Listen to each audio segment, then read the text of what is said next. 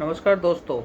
आज मैं संजीव वशिष्ठ आपके साथ एक छोटी सी मोटिवेशनल स्टोरी लेकर उपस्थित हुआ हूँ और उम्मीद करता हूँ कि ये स्टोरी, जिसका टाइटल है अपनी नज़र को बदलो, बहुत ही अच्छी कहानी है और आपको ये पसंद आएगी। यदि आपको ये पसंद आए तो अपने दोस्तों में शेयर ज़रूर करना और लाइक भी ज़रूर करना। तो हम शुरू करते हैं अपनी आज की स्टोरी, अपनी आज की कहानी, जो एक बहुत ही मोटिवेशनल है, अपनी नज़र को बदलो। तो शुरू करते हैं अपनी आज की कहानी। एक बार एक बहुत बड़ा नेता एक साधु के छोटे से आश्रम में जाता है। वह साधु के बारे में बहुत कुछ सुनता है, तो उसके मन में आया कि क्यों ना एक बार जाकर मैं देखूं कि क्या लोग इस साधु के बारे में जो कहते हैं, उसकी अच्छी अच्छी बातें बताते हैं या बहुत बड़ाई करते हैं, कि क्या वो सच में सही है। जब वह उस साधु के आश्रम में गया तो वहाँ पर एक छोटा सा कमरा था, जहाँ पर एक कालीन बिछा हुआ था। वहाँ पर कुछ लोग नीचे बैठे हुए थे और सामने साधु जी बैठे हुए थे। वहाँ पर कुछ तर्क वितर्क चल रहे थे, यानी दोनों में कुछ सवाल जवाब हो रहे थे। नेता उस आश्रम में आया और उसने नेता के साथ 4 बॉडीगार्ड भी थे और उसकी ये आदत थी।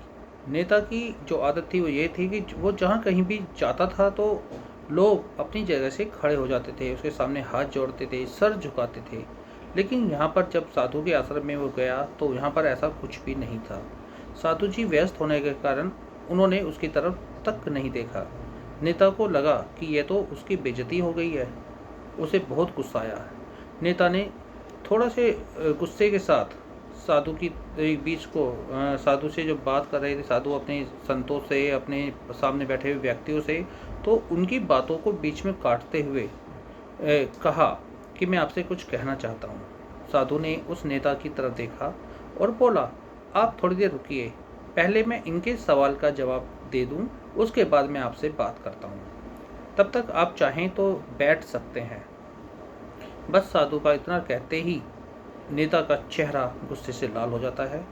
फिर वो अपना सारा गुस्सा उस साधु पर निकाल देता है। अभी वह नेता बहुत तमीज़ से आप कहकर बात कर रहा होता है, लेकिन जैसे वो थोड़ी देर में ही तू और तड़ाक पर उतर आता है। नेता ने उस साधु को कहा कि तुझे पता भी है मैं कौन हूँ और तू किससे बात कर रहा है।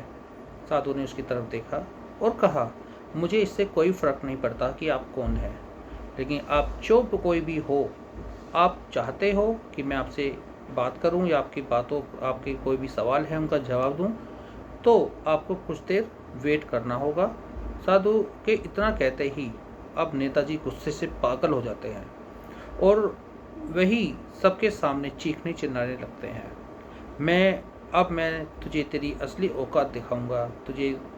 तूने जो मुझसे ये पंगा लिया है और ये ठीक नहीं किया है, अब तुझे पता चलेगा कि मैं तेरे बारे में क्या सोचता हूँ। साधु ने फिर से नेता की तरफ देखा और बड़े ही प्रेम से कहा, मुझे इससे कोई भी फर्क नहीं पड़ता है कि आप मेरे बारे में क्या सोचते हैं। आप जो चाहे वह मेरे बारे में सोच सकते हैं। फिर नेता को जो है कि उनकी कहा कि तू सुनना चाहता है कि या नहीं, मैं तुझे यहीं सबके सामने बताऊंगा कि मैं तेरे बारे में क्या सोचता हूँ। तू कोई साधु नहीं है, तो एक बहुत ही घटिया इंसान है, तो एक ढोंगी है, पाखंडी है, और यहाँ पर जितने भी लोग बैठे हैं तो उन सबको बेवकूफ़ बना रहा है। तेरा तो मकसद ही एक है कि जितना भी इन लोगों की जेबों में पैसा है वो सब तेरे पास आ जाए।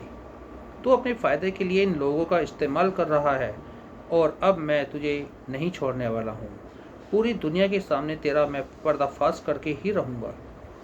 लेकिन उसे इतना बोलने के बाद भी साधु के चेहरे पर हल्की सी मुस्कान बनी रही। यह देखकर वह और भी ज़्यादा गुस्से में पागल हो गया और उसने कहा, अब बहुत हो गया है, मैं यहाँ 1 मिनट भी नहीं रुकने वाला। अभी भी तेरे पास मौका है, तू मुझसे माफ़ी मांग सकता है और जो कुछ मुझसे कहना चाहता है कह सकता है, मैं तुझे माफ़ कर दूँगा। ये सब होने के बाद भी साधु के चेहरे पर एक मुस्कान थी। वह बिल्कुल शांत था और उन्होंने अपनी आंखें बंद की और फिर थोड़ी देर बाद आंखों को खोलने के बाद साधु ने उस नेता से कहा कि मुझे आपसे कोई गिला शिकवा नहीं है। आपके लिए मेरे मन में कोई भी गलत ख्याल नहीं है। आप जो भी मेरे बारे में कहा या सोचते हो उसमें कोई मुझे बुराई नज़र नहीं आती है। आप मुझे भले इंसान लग रहे हो। और साधु के इतना कहते ही नेताजी का दिमाग तो 7वें आसमान पहुंच गया। उसके चेहरे पर अजीब सी खुशी थी, क्योंकि उस साधु ने वही कहा जो बाकी लोग उस नेता को कहते थे।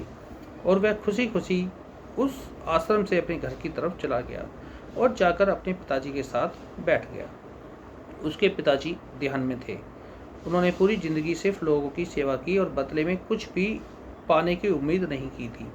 थोड़ी देर बाद जब उसके पिताजी ने अपनी आँख खोली और देखा कि बेटे को अपने साथ, तो उनके चेहरे पर एक अजीब सी खुशी थी जो उसके पिता ने अपने बेटे के चेहरे पर पहले कभी नहीं देखी थी। फिर उसने एक एक करके सब कुछ बताया। यानी नेता ने अपने पिता को एक एक बात जो उनके साथ पूरे दिन हुई थी कि किस तरह वो आश्रम गया, वहाँ पर क्या हुआ और उसने साधु जी को क्या कहा और साधु जी ने क्या कहा, पूरी व्यथा अपने पिता को सुनाई। जब उसके पिताजी ने पूरी बात सुनी तो थोड़ा सा मुस्कुराए और अपने बेटे को देखकर बोले कि उन्होंने तुम्हारी तारीफ नहीं की है, क्योंकि उन्होंने वह नहीं कहा जो तुम हो, उन्होंने तो सिर्फ वह कहा है जो वो खुद हैं।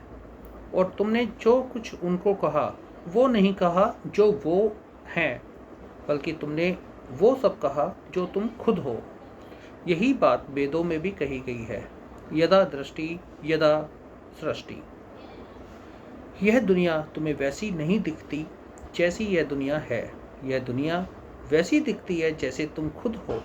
जिसकी नज़र जैसी होती है उसके लिए दुनिया वैसी ही है। तो अगर तुम अपनी दुनिया को बदलना चाहते हो तो सिर्फ उसका एक ही तरीका है कि अपनी नज़र को बदलो, सिर्फ और सिर्फ अपनी ही नज़र को बदलो। उम्मीद करता हूँ ये कहानी आपको पसंद आई होगी। इन्हीं के साथ मैं संजीव वशिष्ठ आपसे अनुमति चाहता हूँ और अपनी नई एक मोटिवेशनल स्टोरी के साथ आपके साथ फिर से उपस्थित होऊंगा। यदि ये पसंद आई है तो इस कहानी को आगे अपने दोस्तों में, अपने परिवार में शेयर ज़रूर करें और इसको लाइक करें। धन्यवाद। नमस्कार।